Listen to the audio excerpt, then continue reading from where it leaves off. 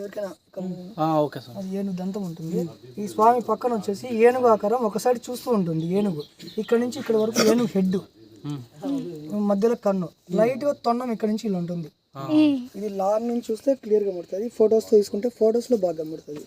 అలాగా ఇతను కాణిపాక వినాయకుడిలో చిత్తూరు జిల్లాలో కాణిపాక వినాయకుడు స్వయంభుగా వెలిసిన వినాయకుడు. అయితే ఇతను నీళ్లు పడి ఇతను స్వయంగా వెలిసిన నీటి దారతో ఏర్పడి అలా కొండలకు కొన్ని ఆకారాలు వస్తూ ఉంటాయి. అలాగా ఇతను ఇలాగా వినాయకుడు ఆకారం వచ్చిందనమాట.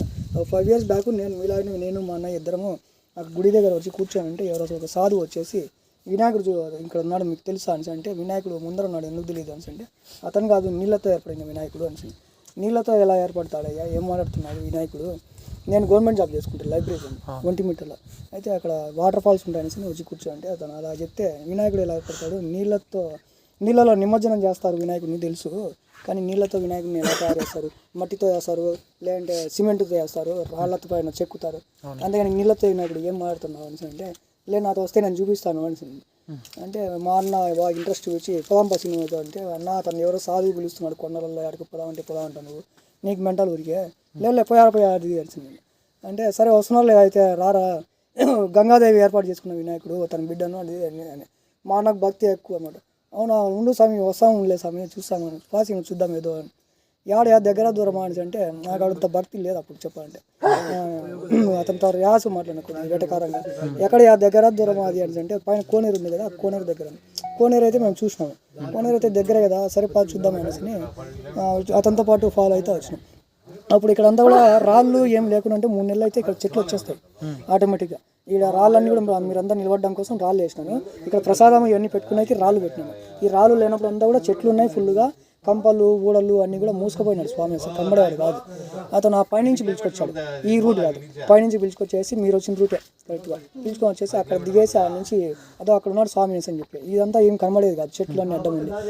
యా నువ్వు లోయ చూపించి దేవుడు కనబడతాడు అంటున్నా, ఏంది దూకుతే దేవుడు కనబడతాడా ఏం తెలుసు అంటే, ఆడ పోయి చూడు కనబడతాడు అది అని నాకు సీరియస్ అన్నాడు. మా అన్న వచ్చి లేదు స్వామి చూపిస్తారా స్వామి దగ్గర ఉండి అని అంటే, వచ్చేసి అదో ఇన్ని పెరుకు అని అంటే పెరిగి చూసేగిన ఏందో చూడిపోయి అయిపోయి చెప్తాను అని నేను కేర్లెస్గా బొబ్బలు ఎందుకు లెక్కేసాను ఫొటోస్ తీసుకుంటే బాగా ఇట్లా ఉండిపోయినాను. అప్పుడు నీళ్ళు పోతాను ఇక్కడ, ఇప్పుడు కూడా నెల క్రితం కూడా నీళ్ళు పోతాను. అట్లా ఉంటే కదా మా అన్న ఉన్నాడు కదా స్వామి, ఏం ఉన్నాడు ఆ వినాయకుడు అని, ఉన్నాడు కదా స్వామి అని అంటే, నేను ఏంది నా నిజంగా ఉన్నాడు అనిసనే కింద నుంచి అంటే, అవును చిన్న అలాగే ఉన్నాడు అతను స్వామిని, మరి నేను పోతున్నా అనిసనే, ఆ పైరాపు స్వామి బాయ్ స్వామి రేపు కలుస్తాంలే మళ్ళా నువ్వు చెప్పడము మా అన్న పిలుచుకోవడము పైరాపు బాయ్ అని అంటానే అతను వెళ్ళిపోయాడు. ఆ 5 years బ్యాక్ కనబడిన మనిషి ఇప్పటి వరకు కనబడలే, రెండోసారి కనబడలే. అప్పుడు కనబడిన మనిషే. మళ్ళీ అప్పటి నుంచి నేను మా అన్న ఇద్దరం వచ్చి పూజలు చేసుకొని పోతాను. ఎప్పుడో 3 నెలలకు ఒకసారి అలా వచ్చేవాళ్ళం, రెగ్యులర్ కూడా వచ్చేవాళ్ళం కాదు. లొకేషన్ బాగుందనేసి నేను వినాయక చవితి 5 సంవత్సరాల నుంచి ఇక్కడ ఒక్కడి నుంచి చేసుకొని పోతాను. మా అమ్మ వాళ్ళందరూ రే వినాయక చవితి ఉంది కదా అంటే, లేదు మీరు ఇంట్లో వేస్తారు నేను అడవిలో వేసుకుంటా వినాయక చవితి అనేసి నేను గొప్పగా చేసుకుని అంటే, ఇప్పుడు ఎండలు కాబట్టి ఇట్లా ఉంది, కొద్దిగా 4 నెలల తర్వాత పచ్చగా ఉంటుంది అంతా కూడా, సూపర్ ఉండాలి లొకేషన్, మెడిటేషన్ చేసుకుని కూడా చాలా బాగుంటుంది. అట్లా చేసుకొని పోతున్నా. పోయిన సంవత్సరం మా డాడీకి హెల్త్ బాగాలేకుండా అంటే కన్నా అది సంక్రాంతి ఆ టైంలో మా నాయన బ్యాంక్ ఎంప్లాయ్, నేను ఎంప్లాయ్, మా వదిన అంతా ఎంప్లాయీసే, డబ్బులు ఉన్నాయి పుష్కలంగా, కానీ మనిషిని కాపాడుకోవడం ఎలా అనే పరిస్థితి వచ్చింది అనమాట. హార్ట్ బైపాస్ ఆపరేషన్ చేయడం 10 years బ్యాక్ స్టెంట్లు వేసినారు, అది మళ్ళీ ప్రాబ్లం వచ్చింది. ఆ తర్వాత హైదరాబాద్లో ఉండేసి హాస్పిటల్ అన్నీ తిరుగుతూ ఉండేసి దాన్ని గుర్తు చేసుకునే ఎవరికి స్వామి ఏమైనా హెల్ప్ చేసాము మా డాడీకి బాగోకపోతే గంట కడతాను అని చెప్పి అనుకుంటే, మళ్ళీ మా ఫ్రెండ్స్ ఆడిగో అనేసి కొంతమంది సలహాలు వినేసి ఒక ఆయుర్వేదం మెడిసిన్స్ అవి వాడతా వాకింగ్ చేసుకుంటా బూడిద గుమ్మడికాయ జ్యూసుల్లో అవి తాగుతా ఉంటే 2 నెలల్లో అతను బాగా అవుతుంది. ఈరోజు కూడా డ్యూటీకి పోయాడు, అసలు ఆపరేషన్ చేసుకోలేదు, ఏమీ లేదు, బ్రహ్మాండంగా ఉన్నాడు. ఈరోజు కూడా డ్యూటీకి పోయాడు. అట్లా ఒక 2 నెలల్లో బాగా అయిపోయేసరికి ఇతన్ని మర్చిపోయినా ఆయన, మర్చిపోయేసి మళ్ళీ ఒక 1-2 నెలల తర్వాత ఫోటోస్ చూసుకుంటాండి, ఈయన ఫోటో కనబడి గుర్తొచ్చింది. అమ్మ ఏంది బా దానికి ముక్కు కూడా అనుకున్నా కదా నేను గంట కడతా అని, మరి అయినా ఏంది బా అనుకుంటేనే బాగా అయిపోయింది. మొత్తానికి అక్కడ ఏదో పవర్ ఉన్నట్టు ఉంది.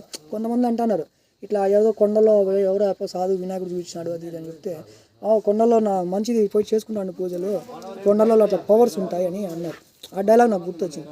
ఏంది బా అతను చెప్పినాడు, ఎవరో తెలిసిన మనిషి, ఆయన ఎవరో చూపించడం ఏంది, డాడీకి బాగా అయిపోయింది. సరే మొత్తానికి పవర్ అనేది అందరికి ఉపయోగపడితే బాగుంటుంది.